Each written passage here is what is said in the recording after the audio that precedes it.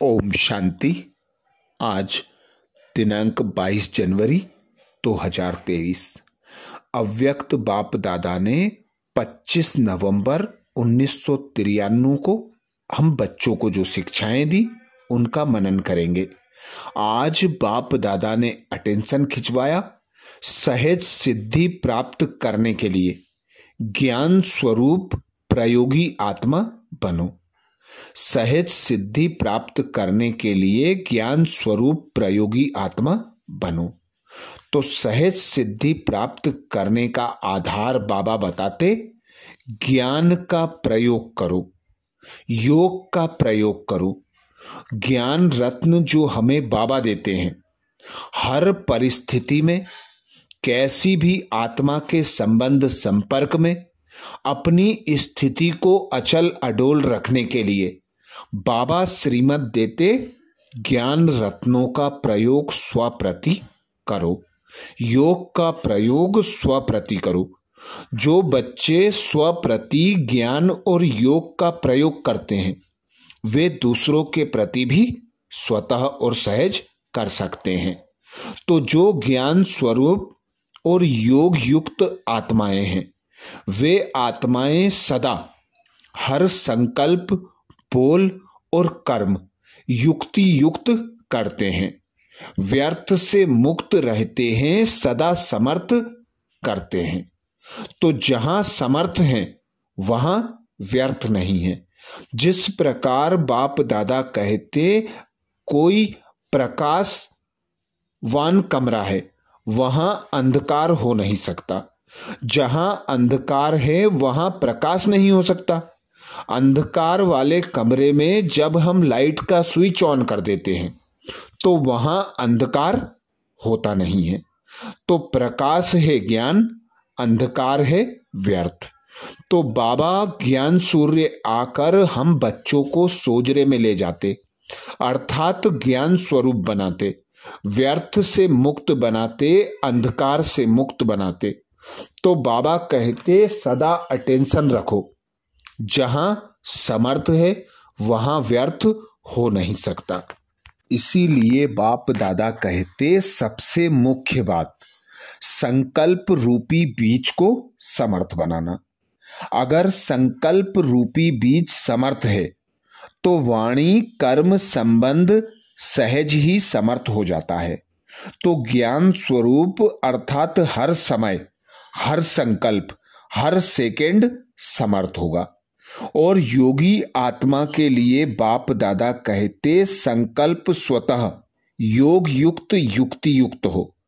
इसमें बाप दादा कहते बच्चे नंबरवार हैं, क्योंकि बच्चे योग तो बहुत अच्छा कराते हैं और करते भी हैं, लेकिन प्रयोग में नंबरवार हो जाते हैं। कोई भी परिस्थिति आती तो बच्चे प्रयोग करने में नंबरवार हो जाते हैं। इसीलिए बाप दादा अटेंशन खिंचवाते कि योगी तो बने हैं लेकिन प्रयोगी कम बनते हैं। योग करने और कराने दोनों में होशियार बन गए हैं। ऐसा कोई है जो योग कराना नहीं जानता और योग करना नहीं जानता? सब योग करने और कराने में नंबर 1 है, लेकिन जब प्रयोग की बात आती है तो नंबरवार हो जाते हैं।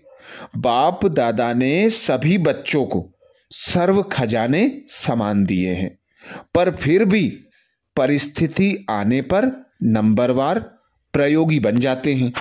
तो जैसे योग करने और कराने में योग्य हैं, ऐसे ही प्रयोग करने में योग्य बनना और बनाना है। इसको कहा जाता है योगी जीवन, अर्थात योग युक्त जीवन। अभी प्रयोगी जीवन की बाप दादा कहते आवश्यकता है। जो योग की परिभाषा जानते हो, वर्णन करते हो, वो सभी विशेषताएं प्रयोग में आती हैं। सबसे पहले अपने आप में यह चेक करो कि संस्कार परिवर्तन कहां तक प्रयोगी बने हैं और कहां तक स्व के श्रेष्ठ संस्कारों का परिवर्तन किया है। क्योंकि अभी के श्रेष्ठ संस्कार ही भविष्य संसार की रचना की नींव है। अगर नींव मजबूत है तो सभी बातें स्वतः मजबूत हो जाएंगी। तो यह देखो कि संस्कार समय पर कहाँ धोखा तो नहीं देते हैं। श्रेष्ठ संस्कार को परिवर्तन करने वाले कैसे भी व्यक्ति हो, वस्तु हो, परिस्थिति हो, योग के प्रयोग करने वाली आत्मा को श्रेष्ठ से साधारण में हिला तो नहीं सकते। ऐसे नहीं कि बात ही ऐसी थी, व्यक्ति ही ऐसा था, वायुमंडल ऐसा था, इसलिए श्रेष्ठ संस्कार को परिवर्तन कर साधारण व व्यर्थ बना दिया। तो सदा प्रयोगी आत्मा बन बाबा को साथी सहयोगी बनाकर श्रेष्ठ संस्कारों के आधार पर श्रेष्ठ संसार की नींव रखना, हिलने नहीं देना। प्रयोगी आत्मा की निशानी बाप दादा बताते संस्कार के ऊपर सदा प्रयोग में विजयी। दूसरी निशानी प्रकृति द्वारा आने वाली परिस्थितियों पर योग के प्रयोग द्वारा विजयी। समय प्रति समय प्रकृति की हलचल भी योगी आत्माओं को अपनी तरफ आकर्षित करती है। ऐसे समय पर योग की विधि प्रयोग में आती है। कभी योगी पुरुष व पुरुषोत्तम आत्मा को प्रकृति प्रभावित नहीं कर सकती, क्योंकि ब्राह्मण आत्माएं हैं ही पुरुषोत्तम योगी आत्माएं। तो प्रकृति पुरुषोत्तम आत्माओं की दासी है। मालिक दासी के प्रभाव में आ जाए, यह हो नहीं सकता। तो सदा खुद को पुरुषोत्तम आत्मा, योगी आत्मा, ज्ञान स्वरूप आत्मा की स्मृति में रख, अर्थात सीट पर सेट होकर कैसी भी परिस्थिति हो हिलना नहीं है। अचल अडोल निश्चय बुद्धि होकर हर परिस्थिति पर योग के प्रयोग द्वारा ज्ञान स्वरूप बनकर विजय प्राप्त करना है। तीसरी निशानी बाप दादा बताते विकारों पर विजयी। योगी व प्रयोगी आत्मा के आगे ये 5 विकार जो दूसरों के लिए जहरीले सांप हैं, दुख देने वाले हैं, लेकिन आप योगी प्रयोगी आत्माओं के लिए ये सांप गले की माला बन जाते हैं। आपका यादगार शंकर आज भी भक्ति में पूजा जाता है। तो बाबा कहते ऐसा स्वरूप जो आज भी पूजनीय है, तुम चैतन्य आत्माओं की ही महिमा का यादगार है। दूसरा यादगार, ये सांप आपके अधीन ऐसे बन जाते जो आपके खुशी के नाचने की स्टेज बन जाते हैं। जब विजयी बन जाते हैं तो नाचते हैं ना, खुशियां मनाते हैं। तो यह स्थिति स्टेज के रूप में दिखाई दे, स्थिति को स्टेज कहा जाता है। ऐसे विकारों पर विजयी हो, इसको कहा जाता है प्रयोगी योगी ज्ञान स्वरूप आत्मा।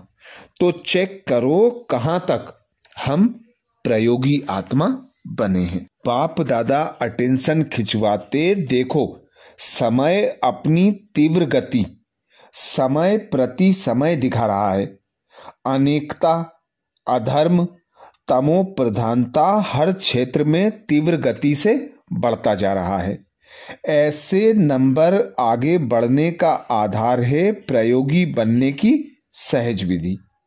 तो आप बच्चों को भी तीव्र गति की आवश्यकता है प्रयोगी बनने में।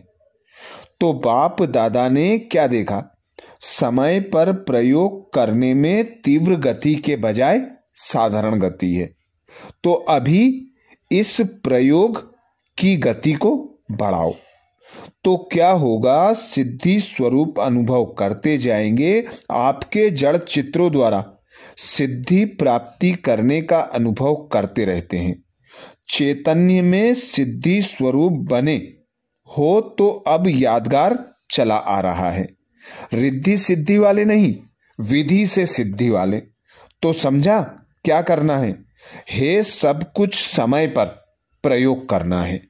बाप दादा ने सर्व खजाने दे दिए हैं, अब उन्हें प्रयोग में लाना है।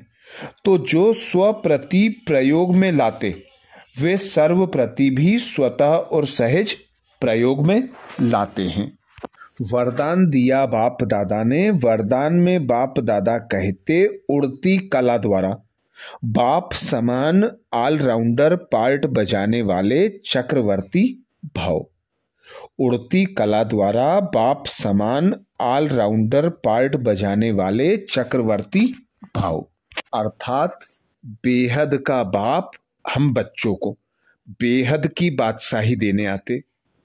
तो जिस प्रकार बाबा ऑलराउंडर बनकर सर्व आत्माओं को चक्रवर्ती राजा बनाने की सेवा करते, सर्व आत्माओं के प्रति समान दृष्टि वृत्ति रख सबको रहम की दृष्टि से शुभ भावना शुभ कामना देते, ऐसे ही बाबा कहते तुम बच्चे भी निर्बंधन न्यारे और प्यारे बनो, ऑलराउंडर बनकर पार्ट बजाओ, खुद को आत्मा अनुभव करो, देह से, देह के संबंध से, पुरानी दुनिया से न्यारा और एक बाप का प्यारा अनुभव करो। तो जितना जितना बाप समान न्यारे और प्यारे बनेंगे उतना बेहद का ऑलराउंडर पार्ट बजा सकेंगे और चक्रवर्ती राजा बन सकेंगे। तो कहीं भी रहते, कभी भी, कहां भी जाकर सेवा करने वाले ही बच्चे चक्रवर्ती राजा बनते हैं।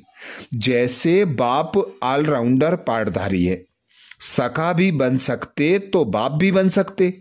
ऐसी उड़ती कला वाले जिस समय जिस सेवा की आवश्यकता होगी उसमें संपन्न पार्ट बजा सकेंगे। इसको ही कहा जाता है ऑलराउंड उड़ता पंछी।